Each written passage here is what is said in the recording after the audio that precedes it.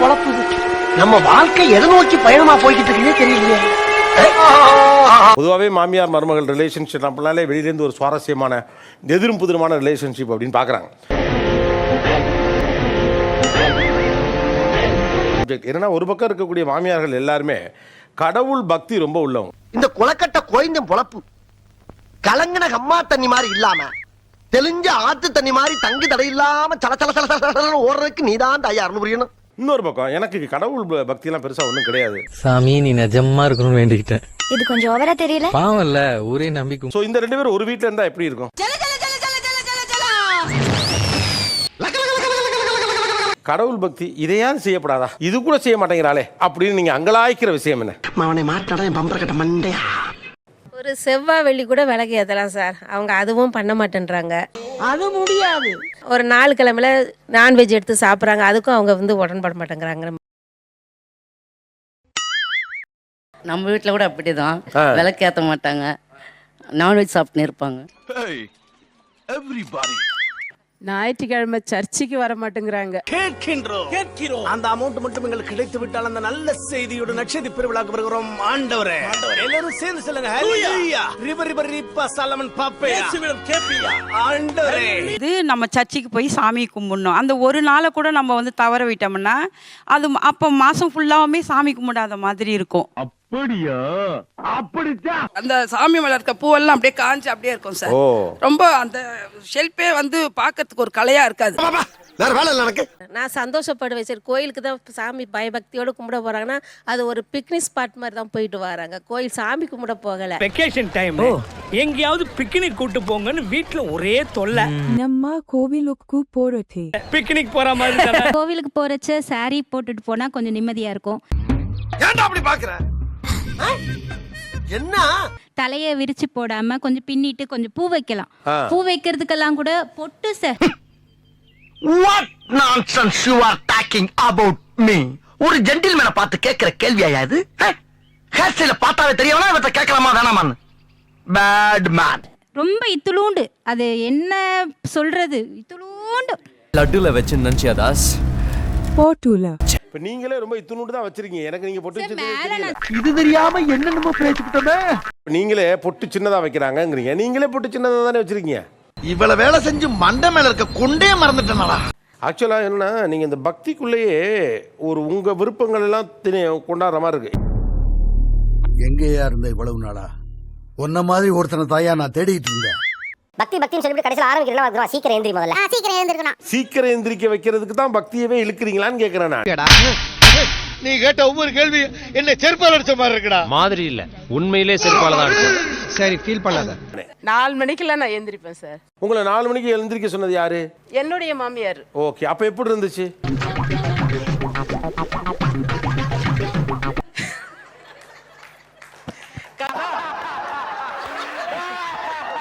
நீங்க உங்க வீட்ல எத்தனை மணிக்கு எந்திரிச்சிட்டு இருந்தீங்க? பரவாயில்ல சொல்லுங்க. 5 மணி.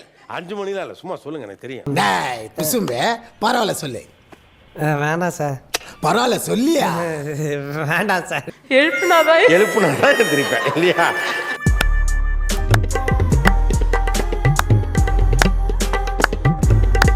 எழுப்புனா எந்திரிக்கிற ஆளு உங்களை 4 மணிக்கு எந்திரி அப்படியே கோலம் போடு. ரொம்ப கஷ்டமா இருந்தது. Oh my God. அதனாலதான் நான் என்ன சொல்றேன்னா, நான் எழுப்பாமையே நீ ஏன் வந்து 6 மணிக்கு எழுந்திருச்சு. எவ்வளவு இடைஞ்சல் பண்றாங்க. நான் அந்த 4 மணிக்கு முழிப்பு வந்துருது. ஒரு நாளைக்கு எவ்வளவு நேரம் தூங்குறீங்க? 4 மணி நேரம் தான் தூங்குறீங்க. ஐயோ ஐயோ தெரியுது சார். உங்க மாமியார் உங்களுக்கு எவ்வளவு பிடிக்கும்? சோலி முடிச்சு ஒன்னு புரிஞ்சுக்கணும். இப்ப நீங்க 4 மணிக்கு எந்திரிச்சீங்கல்ல, அது பக்தி கிடையாது, பயத்துல எழுந்திருச்சேன். ஆமா. அடங்கொக்கால ஒலி. இது உனக்கு ஒரு பெருமையாடா அப்படின்னு. மாமியாக்களை நாங்க அந்த காலத்துல பயந்தோம், இந்த கால பொண்ணுங்க பயப்படுறது இல்ல. ஏய் என்னது பயம் போயிருச்சா? அப்ப நாங்க சாமியை சொல்லி நாங்க எழுப்புறோம். நீங்க எதிர்பார்க்கிறது பக்தி இல்ல, மாமியார் பக்தி.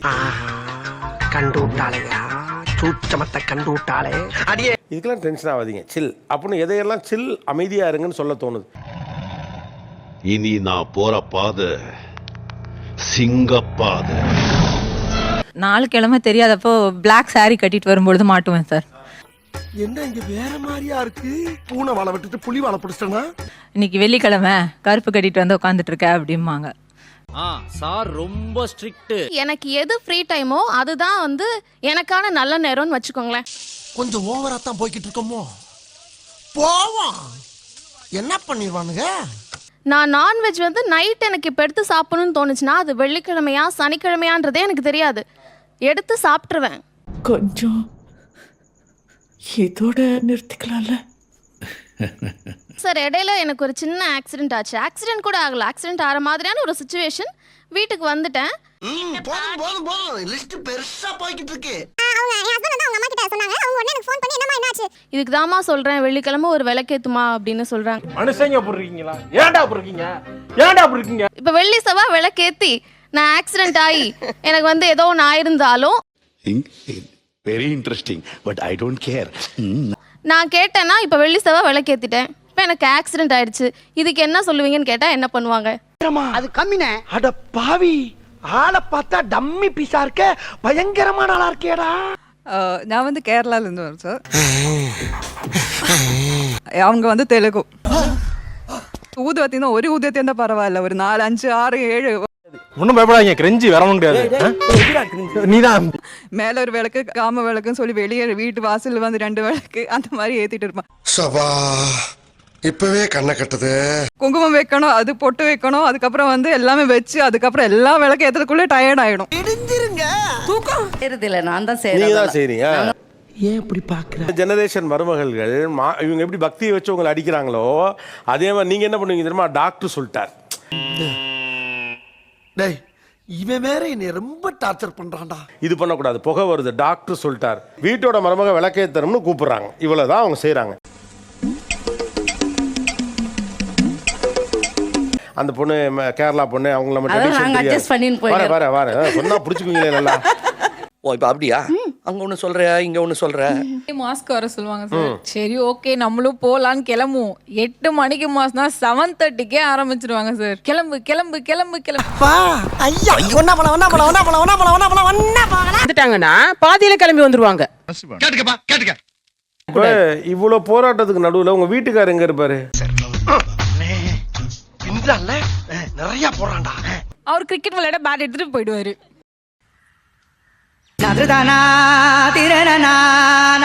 இவ கல்யாணம் பண்ணின்னு வர்றதுக்கு முன்னாடி அவன் சர்ச்சிலே தான் இருப்பான். நடுவுல கட்டு போயிட்டானா கல்யாணம் பண்ண உடனேயும்? ஆமாவா?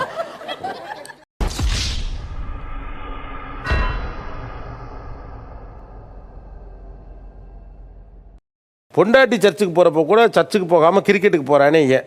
ஏன்டா தயங்குற? தைரியமா சொல்றேன். நான் வச்சுன்னு இருந்த வரைக்கும் சர்ச்சுக்கு வந்துன்னு இருந்தா ஃபுல்லா ஒரு பேச்சுக்கு சொன்னப்பா, கோர்த்து விட்டு போயிடாத. உங்க பையன் எங்க இருக்காப்ல இப்ப? இங்கதான். தம்பி வாங்க, கம் ஹியர். ஏண்டா கூப்பிடுறானே, போகலாமா? ஒரு தடவை நம்பி போங்கல, என்னதான் செய்யறான்னு பாப்போம்னே.